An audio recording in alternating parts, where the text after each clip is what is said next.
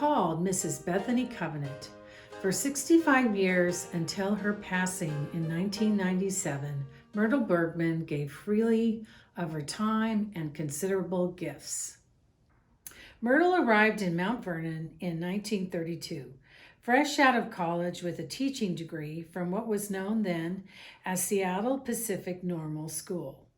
An accomplished pianist, Myrtle didn't waste any time offering her services to the church. She would play piano at Bethany well into her senior years.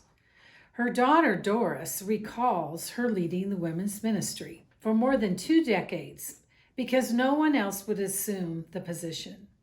She was the head of Tabitha and the leader of the Women's Missionary Society in the 40s and 50s, spearheading an effort to roll bandages for hospitals and knit quilts.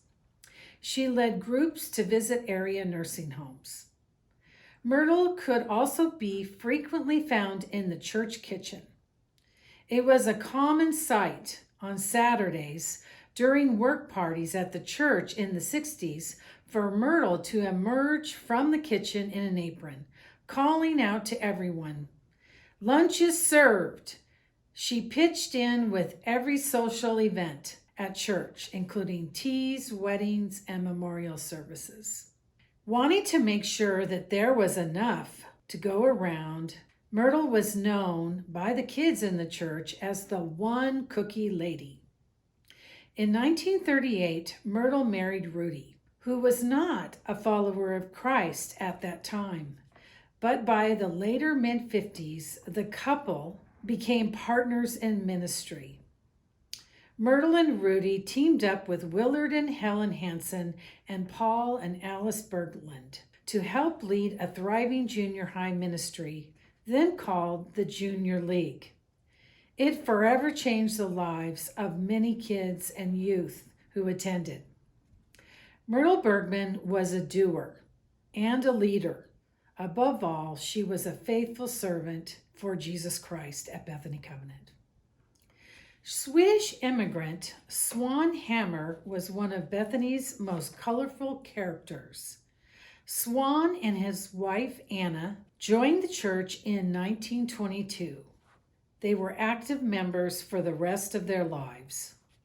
Swan was a graduate of Moody Bible Institute. He was an evangelist at heart. He founded the church's branch Sunday school work at Grandview, just north of Arlington, and handed out Bibles at area schools as a member of the Gideons. He convinced Norwegian immigrants Sivert and Marit Torseth to join the Swedes at Bethany Covenant. It was a monumental decision that would spawn generation after generation of Torseths, Handsteads, and Bottles. He played the zither in Bethany Covenant string band and was said to have had a nice solo voice.